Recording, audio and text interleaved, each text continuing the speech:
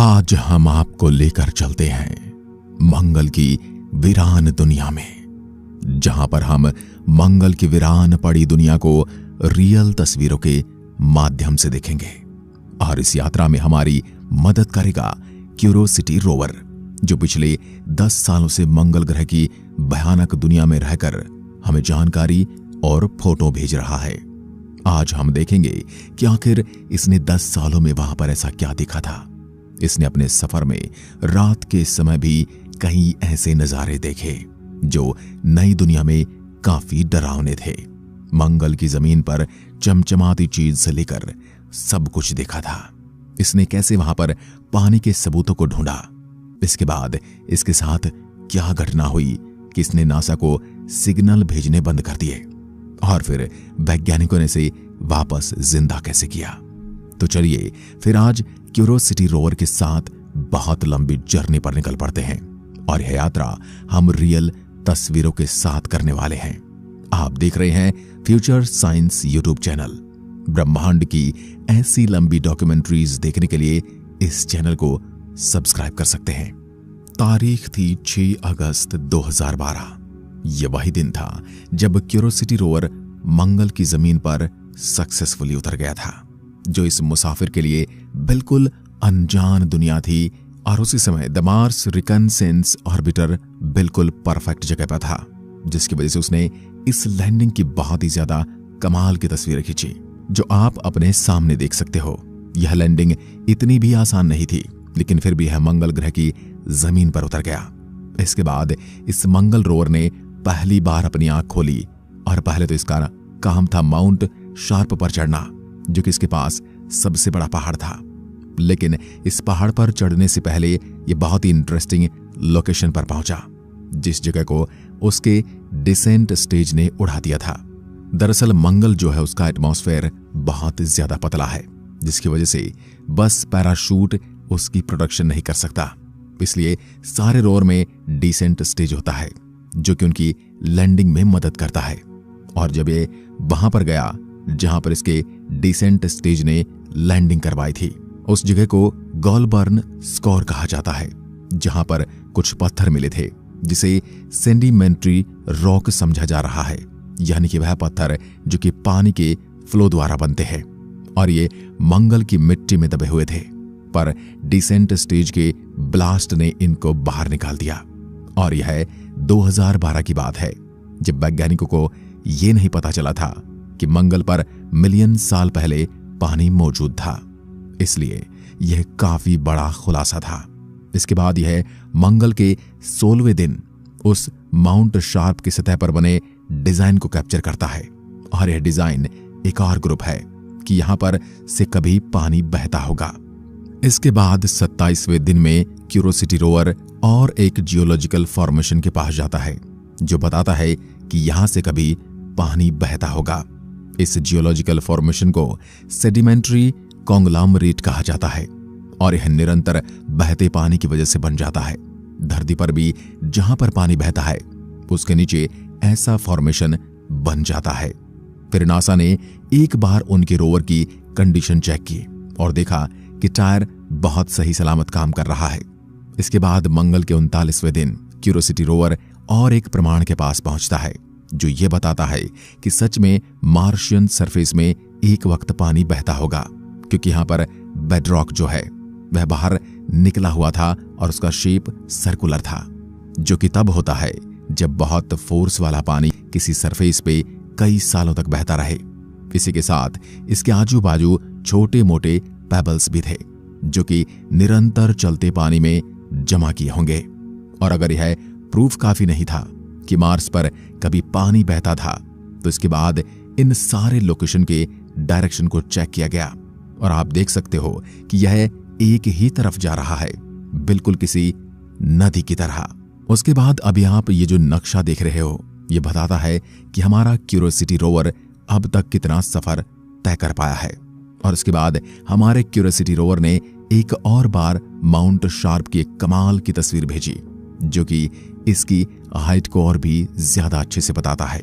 और इसी बीच जो हमारा रोवर है वह एक पिरामिड शेप वाले पत्थर के पास आता है, और ये सबसे कमाल का वक्त है उसके ऑनबोर्ड लेजर सिस्टम को चेक करने का। पर इस तस्वीर में आपको जो डॉट्स दिखाई दे रहे हैं ये वही हैं जहां पर इसने अपने लेजर को मारा था। और लेजर को मारने के बाद उस पत्थर के केमिकल कंपोजिशन के बारे में बहुत सारी जानकारी मालूम पड़ी है। और ये ऐसी जानकारी थी जिसके बारे में आज से पहले वैज्ञानिकों को कुछ भी नहीं पता था। कमाल की बात तो ये है कि यह पत्थर का केमिकल कंपोजिशन धरती पर मिलने वाले पत्थर से काफी ज्यादा मेल खाता है और धरती पर थोड़े दुर्लभ पत्थर होते हैं। इस पत्थर का कंपोजिशन बिल्कुल वैसा ही था। इसके बाद हमारा जो क्यूरियोसिटी रोवर है वह मिट्टी के सैंपल को चेक करता है। वह सबसे पहले मिट्टी का एक स्कूप लेता है और उसे अच्छे से हिलाता है, जैसे कि आपको इस वीडियो में दिख रहा होगा।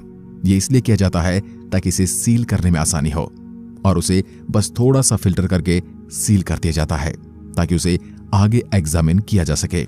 उतने में उसे एक चमकती प्लास्टिक जैसी चीज दिखाई देती है, जिसे ध्यान से देखने के बाद पता चलता है कि यह कुछ और नहीं बल्कि लैंडिंग के दौरान क्यूरियोसिटी रोवर में से ही निकला हुआ कोई प्लास्टिक का टुकड़ा होगा। यह टुकड़ा भी इस स्कूप में आने वाला था, इसलिए उस स्कूप को नहीं लिया गया, क्योंकि हो सकता है कि इस टुकड़े में कोई बैक्टीरिया हो जो कि अर्थ से आया हो और ये हमारी क्यूरियोसिटी रोवर के अंदर के सिस्टम को खराब कर सकता है। इसके बाद रोवर ने अपना दूसरा स्कूप लिया और उसे थोड़े अच्छे से फिल्टर किया और फिर इसे भी सील कर दिया गया ताकि इसे एग्जामिन कर सके। और फिर मिट्टी से फिर से कुछ चमकता हुआ दिखाई दे रहा था, लेकिन इस बार यह कुछ पत्थर की तरह था, बिल्कुल किसी छोटे मोती की तरह। और जब उसके पास थोड़ा और खोदा गया तो मिट्टी में से और भी ऐसे चमचमाते टुकड़े निकल रहे थे, जिससे ये बात साफ हो गई कि यह कोई ऐसी चीज नहीं है जो कि क्यूरियोसिटी रोवर के साथ मंगल पर आई हो, बल्कि है मार्स की ही मिट्टी का एक हिस्सा है। वैज्ञानिकों ने अनुमान लगाया कि यह सिलिकॉन का बना कांच जैसा कोई ऑब्जेक्ट होगा। इसके बाद क्यूरियोसिटी रोवर अपना तीसरा स्कूप लेता है और इसे अच्छे से फिल्टर किया जाता है और इसे भी सील कर दिया जाता है।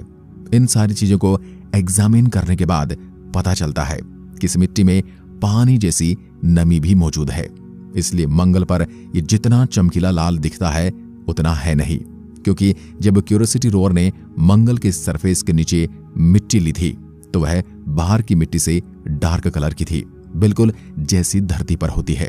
इसके बाद जो क्यूरियोसिटी रोवर है वह इन सैंपल को हीट करता है और उसके बाद इसमें से सल्फर, कार्बन डाइऑक्साइड और ऑक्सीजन रिलीज होती है, जो कि नॉर्मली होना चाहिए। और इससे खुश होकर जो हमारा रोवर है वह थोड़ी देर के लिए ब्रेक लेता है और फिर एक कमाल का पैनोरामा फोटो भेजता है उस जगह का जहां पर वह खड़ा होकर सैंपल्स ले रहा था। और मंगल के 120वें दिन हमारा रोवर एक बहुत ही ज्यादा कमाल की जगह पर पहुंचता है, जिस जगह को शेलर नाम दिया गया है। और इस फोटो में देखकर आप समझ सकते हो कि जगह कितनी ज्यादा लेयर्ड है, यानी कि यहाँ पर मिट्टी और पत्थर की बहुत सारी परतें हैं जो कि बहुत ही बड़े पानी के बहते हुए सोर्स का प्रूफ देती हैं, खासकर शीप बेड लोकेलिटी, जहां पर ऐसी वाइन्स बनती हैं जो कि पानी के बहाव से ही बनती हैं। और इसके अंदर जो व्हाइट पाउडर जैसी चीज पड़ी है, वैज्ञानिकों का मानना है कि वह कैल्शियम सल्फेट है।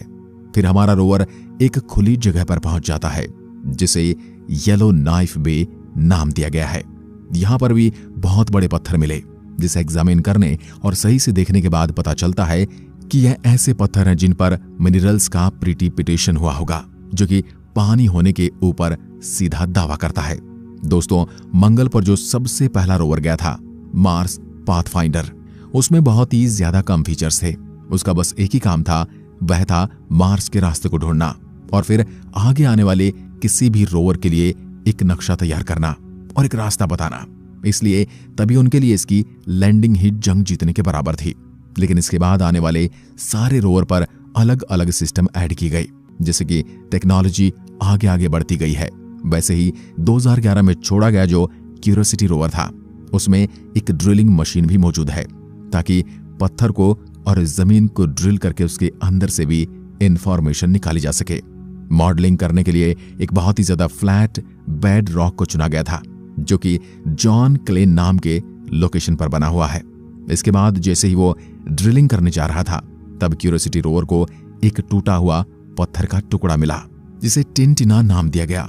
और जब इसकी फोटो खींचकर इसके ऊपर हाइड्रेशन टेस्ट किया गया था, तो पता चला कि इस पत्थर के अंदर काफी ज्यादा हाइड्रेशन है, यानी कि यह पत्थर अंदर से काफी ज्यादा हाइड्रेटेड है, यानी इसमें नमी मौजूद है।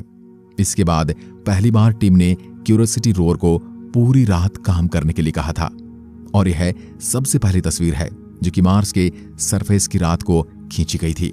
और वैज्ञानिक देखना चाहते थे कि क्या इसमें कोई फ्लोरोसेंट मिनरल मौजूद है, यानी ऐसा मिनरल जो कि यूवी लाइट में बहुत ज्यादा चमकने लगते हैं। धरती पर बहुत सारी ऐसी चीजें मौजूद हैं और वो इसी चीज को यहां पर चेक करना चाहते थे, लेकिन चेक करने पर यह पता चला कि ऐसा कोई भी मिनरल यहां पर मौजूद नहीं था। इसके बाद ड्रिलिंग प्रोसेस के दौरान जो क्यूरियोसिटी रोवर था उसका टायर एक पत्थर पर आ गया और वह पत्थर टूट गया, जिसकी वजह से इसके अंदर कुछ चमकता हुआ दिखाई दिया। और वैज्ञानिकों का कहना है कि यह सिलिका है जो कि मंगल ग्रह की सरफेस पर बहुत ज्यादा मात्रा में मिलता है। यह एक छोटा सा एक्सीडेंट था जिससे कुछ नया जानने को मिला। इस तरह मंगल पर यह 200 मार्शियन दिन बिता देता है, लेकिन एक दिन अचानक से क्यूरियोसिटी रोवर नासा की कमांड्स को सुनना बंद कर देता है। नासा वाले जो भी एक्शन उसे करने को कह रहे थे, रोवर वो नहीं कर रहा था। दरअसल ये बूट लूप में फंस गया था। बूट लूप में रोवर के अंदर जो कंप्यूटर होता है, इसके अंदर किसी प्रकार का वायरस या फिर बैक्टीरिया आ जाता है, जिसकी वजह से कंप्यूटर की बैटरी बहुत जल्दी खत्म होने लग जाती है और वह काम नहीं कर पाता है। और ऐसी सिचुएशन के लिए मार्स रोवर के अंदर 2 कंप्यूटर होते हैं, जिसे पायलट और को पायलट कहा जाता है। जब पायलट काम करना बंद कर देता है तो फिर को पायलट अपना काम करना शुरू कर देता है, लेकिन इसमें कुछ इस प्रकार का वायरस या बग आया था जो कि पायलट और को पायलट को काम ही नहीं करने दे रहा था। ऐसे में वैज्ञानिकों को डर था कि कहीं यह रेडियो सिग्नल्स को बंद न कर दे, क्योंकि ऐसा हुआ तो इसका कनेक्शन हमेशा के लिए टूट जाएगा। और फिर इन्होंने बहुत ही ज्यादा रिस्की मूव किया। इन्होंने पहले पायलट को बंद कर दिया, यानी कि मेन कंप्यूटर को बंद कर दिया, जिसके तुरंत बाद सेकंड कंप्यूटर को शुरू हो जाना चाहिए था। लेकिन 1 मिनट हो गया, कोई भी रिस्पॉन्स नहीं आया। उसके बाद 4 मिनट हो गई, फिर भी कोई रिस्पॉन्स नहीं आया था।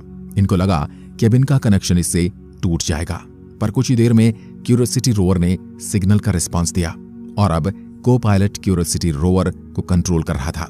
इसके बाद सब चीजों को एक बार फिर से चेक किया गया था ताकि कोई गड़बड़ी ना हो, और अब क्यूरियोसिटी रोवर राहत की सांस ले सकता था। इसके बाद उसने बहुत ही लंबा सफर तय किया और मंगल के 343वें दिन इसने ये फोटो भेजा। इन पहाड़ों को ट्विन करेंट्स नाम दिया गया। इसके बाद यह मुसाफिर गेल क्रेटर के सेंट्रल पीक की तरफ बढ़ रहा था। क्यूरियोसिटी रोवर में एक बहुत ही अच्छा सिस्टम है।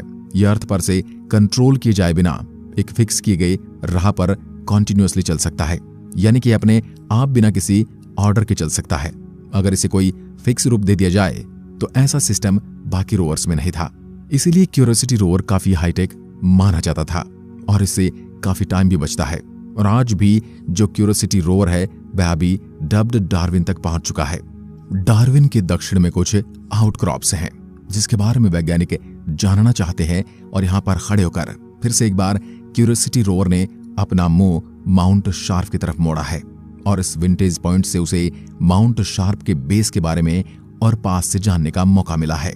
माउंट शार्प का जो बेस है वहां पर कुछ इस तरीके के हिल्स मौजूद हैं जिन्हें पारंप हिल्स कहा जाता है, और वैज्ञानिक जल्द ही से भी जांचने वाले हैं। इसके बाद मंगल ग्रह पर 400 दिन बीत जाते हैं। फिर क्यूरियोसिटी रोवर डार्विन के आउटक्रॉप्स की एक फोटो खींचता है। यह आउटक्रॉप बहुत बड़ा था, जिसकी वजह से क्यूरियोसिटी रोवर को बहुत सारी फोटो लगातार खींचनी पड़ती हैं और फिर उन्हें जोड़कर पूरी इमेज बनाई जाती है, जैसे कि आपको यहां पर दिख रहा होगा कि एक खास टेक्निक से खींची जाती है जिसे महाली कहा जाता है। इसके बाद पता चलता है कि एक सैंडस्टोन है जो कि इसके आसपास के पत्थरों से धीरे धीरे खत्म हुआ है, यानी वो उनसे धूल बना रहा है, जिसकी वजह से ऐसा स्ट्रक्चर बन जाता है। ऐसा धरती पर भी होता है। इसके बाद क्यूरियोसिटी रोवर ने इथिका नाम के एक पत्थर के ऊपर अपनी लेजर मारी।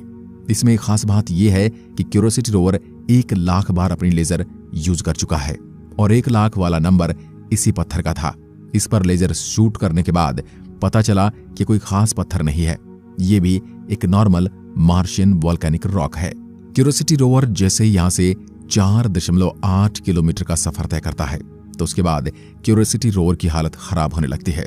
कई कंप्यूटर के ग्लिच आने लगते हैं और उसके बाद यह रोवर अपनी पावर खो देता है, यानी इसकी सारी बैटरियां डेड होने लगती हैं और हमारा क्यूरियोसिटी रोवर कुछ देर के लिए वहीं पर रुक जाता है। थोड़ी जांच पड़ताल करने के बाद पता चलता है कि उसका जो न्यूक्लियर पावर सोर्स है, यानी कि जहां से उसे एनर्जी मिलती है, वह फिलहाल लो चल रहा है। उसे चार्ज होने में वक्त लगेगा। वैसे तो यह रोवर ज्यादातर सोलर एनर्जी और न्यूक्लियर एनर्जी को मिलाकर अपने काम को करता है।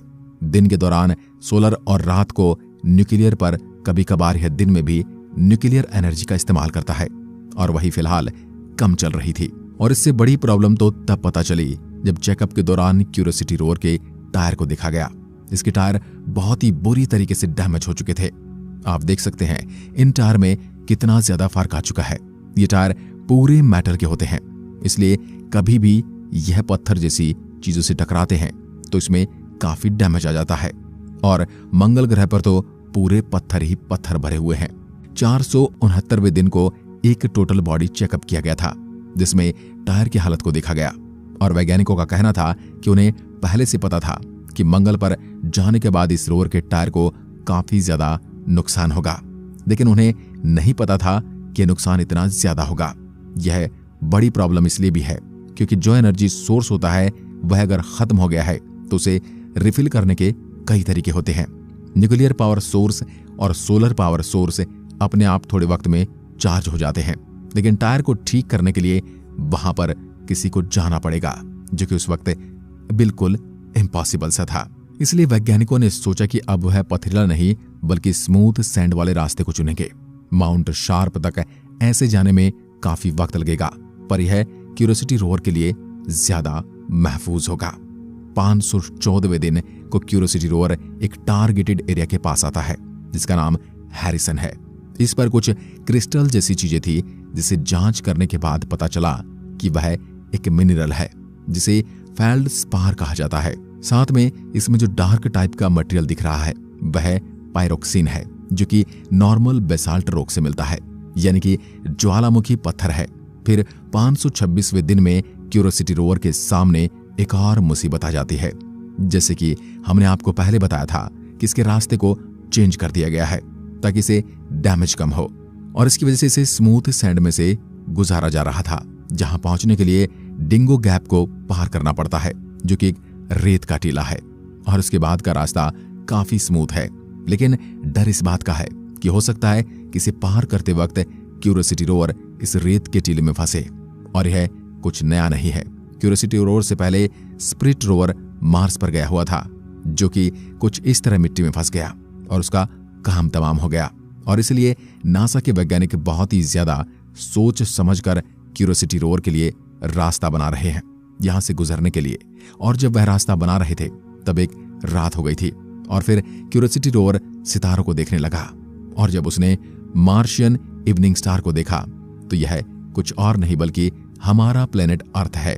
और अगर आप इसे ध्यान से देखोगे तो प्लेनेट अर्थ के साथ आपको हमारा मून भी देखने को मिल सकता है। आप देख सकते हो कि मंगल से हमारी पृथ्वी कैसी दिखाई देती है।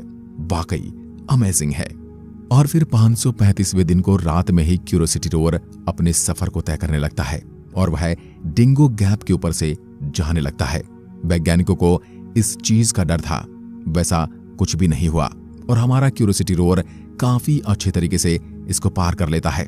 और इसके लिए वैज्ञानिकों को ही दाद देनी पड़ेगी, क्योंकि उन्होंने रास्ता काफी सोच समझकर बनाया था और वह एकदम परफेक्ट था। इसी को पार करने के बाद क्यूरियोसिटी बहुत ही लंबे सफर को तय कर लेता है और उसके बाद अपने टारगेट की तरफ आगे बढ़ता है, जो कि एक एरिया है जिसका नाम किम्बरली रखा गया है।